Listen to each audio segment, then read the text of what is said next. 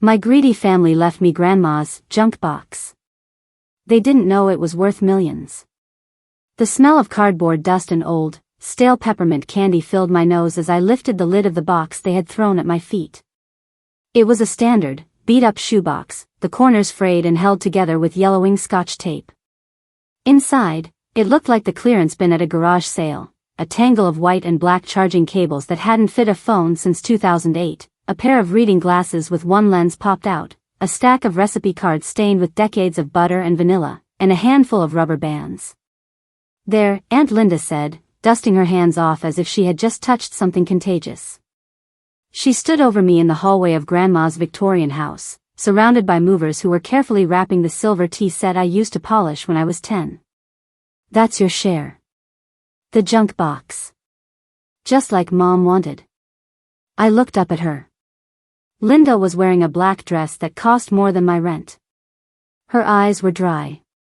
She hadn't cried once during the funeral. The junk box? I repeated, my voice steady despite the lump in my throat. It's what the will said, Uncle Bob chimed in from the living room, where he was currently directing the removal of the antique grandfather clock. To Nora, I leave the contents of the kitchen utility box. You know how she was. Probably thought you needed cords. He laughed. It was a cruel, barking sound. Guess you got the leftovers again, huh? Fitting. I stood up, clutching the box to my chest. I wasn't going to cry in front of them.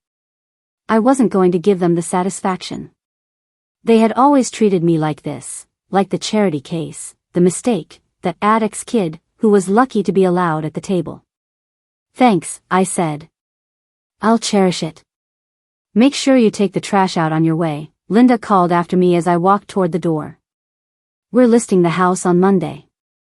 Don't come back. I walked out into the cold February air. I didn't look back at the house where I had spent every summer, the house where Grandma had taught me how to bake, how to sew, and how to believe that I was worth something. I drove home to my studio apartment on the other side of town. It was small, drafty, and cluttered, but it was mine. I sat on the floor and opened the box again. I picked up the recipe cards. Chocolate chip cookies. Lemon bars. Secret sauce. I smiled through the tears. These were the only things that mattered. The memories. Then, I saw it. Buried under a nest of old Nokia chargers was a USB drive. It was small, silver, and looked ancient.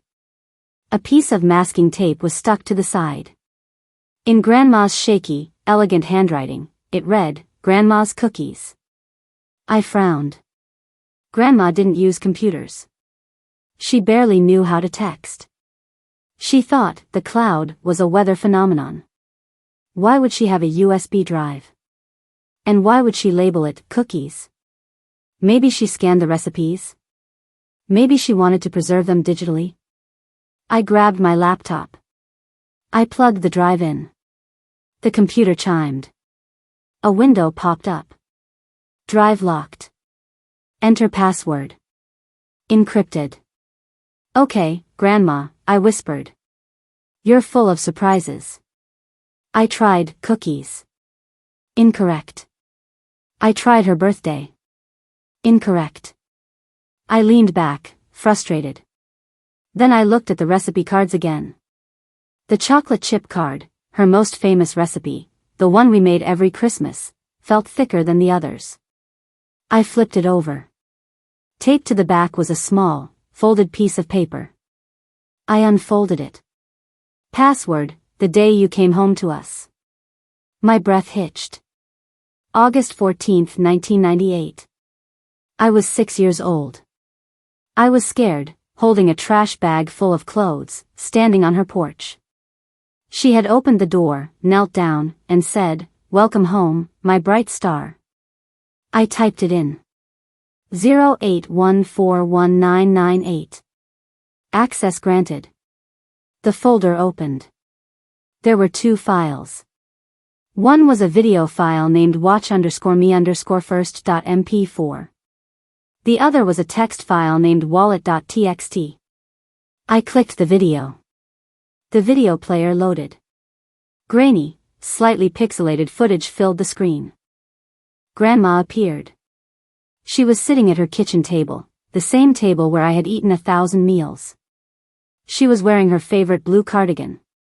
She looked tired, frail, but her eyes were sharp. They were the eyes of the woman who raised me. "Nora, my sweet girl," Grandma's voice came through the speakers, warm and familiar. "If you're watching this, it means I'm gone. And it means they gave you the box." She paused, taking a sip of tea from her mug. A small, knowing smile played on her lips. "I'm not foolish, Nora. I know what your aunts and uncles have been doing. I hear them when they think I'm asleep. They talk about the house. They talk about the jewelry. They talk about how much they can get for the land. They think I don't see how they look at you. They think I don't hear the whispers about your parents, about the bad blood." She leaned closer to the camera. Her expression hardened. "But I see everything. You were the best thing that ever happened to this family. You have a heart of gold and a house full of tin. They see where you came from. I see where you're going." I wiped a tear from my cheek. "They pressured me, Nora," she continued. "Linda and Bob. They brought lawyers. They made me sign papers transferring the house to the trust they control. They thought they stripped me clean. They thought they won." She chuckled. "But they forgot about the bridge club. Years ago, back in 2011, my friend Martha's grandson told us about this new, internet money. Bitcoin. He said it was the future. We all laughed. But I had a little cash stashed away, cookie jar money. I gave him $500. I told him to buy some for me, just for fun. He set it up on this little drive. Bitcoin. 2011. My heart stopped. I never told anyone, Grandma said. I just put it in the box. I checked the price a few years ago. It's grown, Nora. It's grown a lot. I knew if I left it to you in the will, they would fight it. They would say I was incompetent. They would steal it. So I hid it. I put it in the one place I knew they would never look. The junk. The file on this drive contains the keys. The private keys. Martha's grandson wrote down how to use them. It's all yours, Nora. Every penny. Consider it, back pay. For being the only one who loved me for me, and not for what I could give them. Don't tell them, she whispered, looking at the camera lens as if she could see right into my soul. Build a life so beautiful they can't pretend you were a mistake. I love you, my bright star. The screen went black. I sat there in the silence of my apartment, the hum of the refrigerator the only sound. I opened the text file. It was a string of random words. A seed phrase. And a wallet address. I opened a browser. I went to a blockchain explorer. I typed in the address. Balance, 100 BTC. I stared at the number. I refreshed the page. 100 BTC. I opened a calculator. I typed in the current price of Bitcoin. 100x $95,000 equals $9,500,000. 9 million 500,000 dollars. I dropped the laptop. It landed on the rug. I scrambled back, pressing myself against the wall. I was hyperventilating. $9 million. They had fought over a house worth maybe $600,000. They had stolen the silver worth maybe $5,000. And they had handed me a box worth nearly $10 million because they thought it was trash. I laughed. I laughed until I cried. I laughed until my stomach hurt. I spent the next hour just staring at the wall. I didn't move the money. I was too scared to touch it. I just needed to process. Then, I made a mistake. A stupid, sentimental, digital age mistake. I wanted to honor her. I wanted to post a tribute.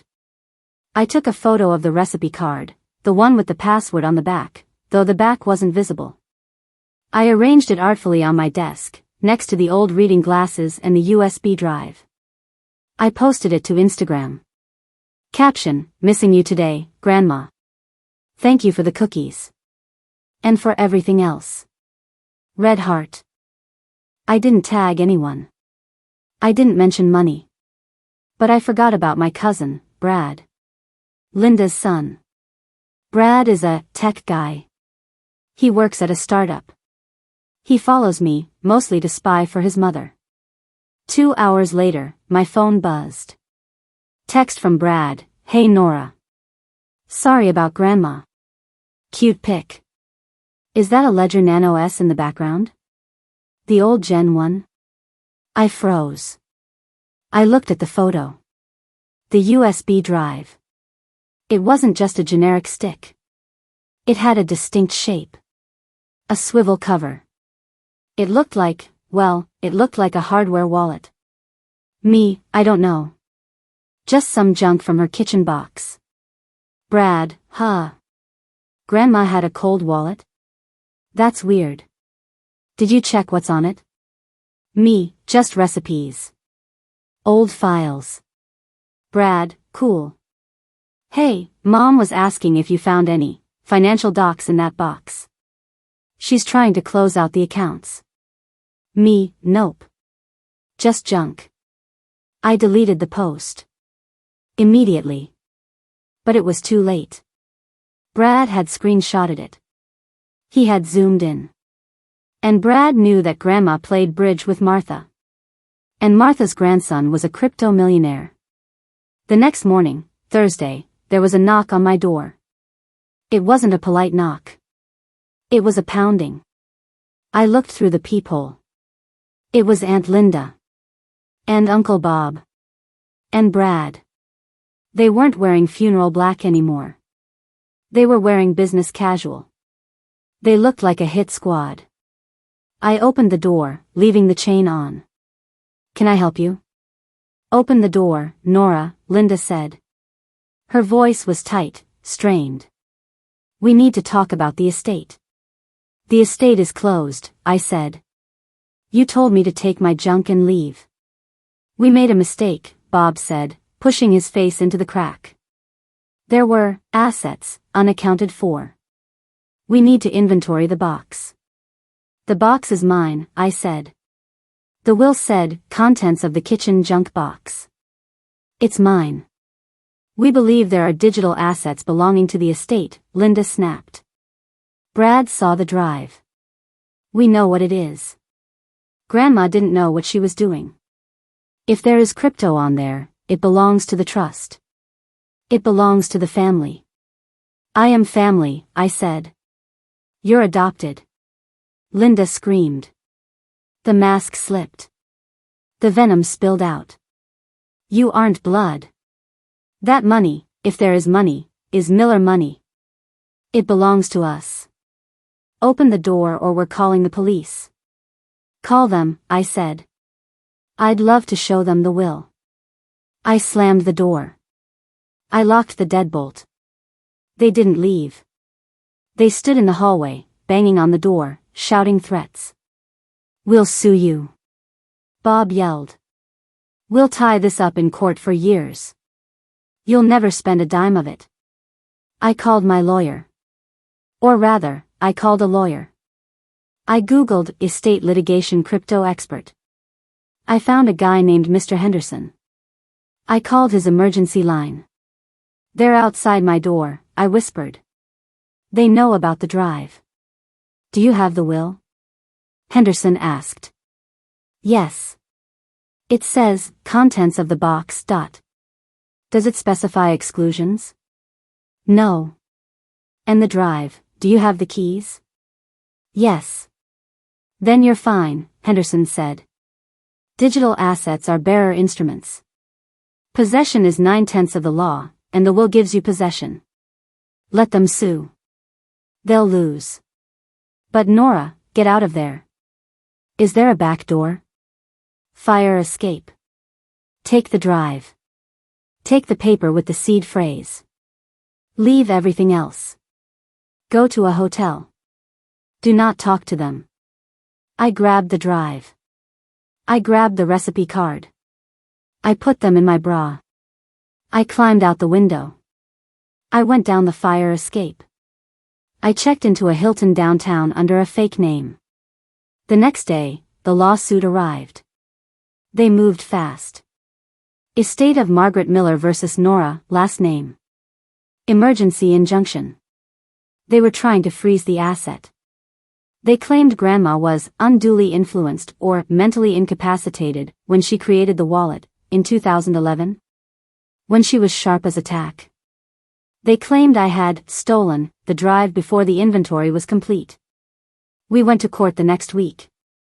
Linda and Bob walked in with a team of lawyers. They looked smug. They thought they could bully me. My lawyer, Henderson, walked in with a single piece of paper. The judge looked at the case. The plaintiff claims the defendant is in possession of estate assets, the judge said. The defendant is in possession of her inheritance, Henderson said. The will, drafted by the plaintiff's own attorneys, explicitly bequeaths the contents of the kitchen junk box to my client. The drive was in the box. We didn't know it was valuable. Linda shouted from the plaintiff's table. It was a mistake. We thought it was trash. That, the judge said, looking over his glasses, is the definition of a specific bequest. You identified the container. You gave it to her. You cannot retroactively reclaim a gift because you discovered it had value later. If you had found a diamond ring in there, would you sue for that too? Yes. Linda yelled. It's ours. The judge sighed. That's not how the law works, ma'am. Intent of the testator. Did Mrs. Miller intend to give Nora the box? Yes, but... Then she gave her the box. Case dismissed. Linda screamed. She actually screamed in the courtroom. It's millions. It's millions of dollars. And it's hers, the judge banged the gavel. I walked out of the courtroom. Linda lunged at me. The bailiff had to hold her back. You thief, she spat. You ungrateful little junkie thief. You stole our mother's legacy. I didn't steal it, I said, looking her in the eye. She gave it to me.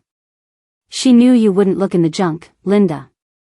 She knew you only cared about the shiny things. She hid it for me. I'll appeal. Bob shouted. I'll spend every dime I have to destroy you. You don't have enough dimes, I said. I walked away. I didn't sell the Bitcoin immediately. I sold enough to buy a house, a nice house, far away from them. I hired security. I started a foundation. The Bright Star Fund. It helps foster kids pay for college. The family fell apart. They spent so much money on legal fees trying to fight me that they had to sell Grandma's house just to cover the debts. They turned on each other. Linda blamed Bob for not checking the box. Bob blamed Linda for giving it to me. Brad tried to text me a few months later. Brad, hey cuz. Mom is really struggling. Any chance you could help out? Family is family, right? I sent him a picture.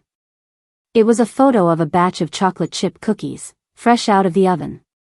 Caption, family is what you bake it. Then I blocked him. I still have the drive. It sits in a safety deposit box in Switzerland. But the recipe card? The one with the password? I framed it. It hangs in my kitchen. It reminds me that value isn't always what you can see. Sometimes, it's hidden in the junk. And sometimes, the people who treat you like trash are the ones who end up empty-handed. So, tell me. Am I the monster for keeping the fortune my family accidentally gave me, or did they just get the inheritance they deserved? If you have made it this far and want to see more videos like this, then kindly subscribe and turn on notifications so you may never miss another story like this.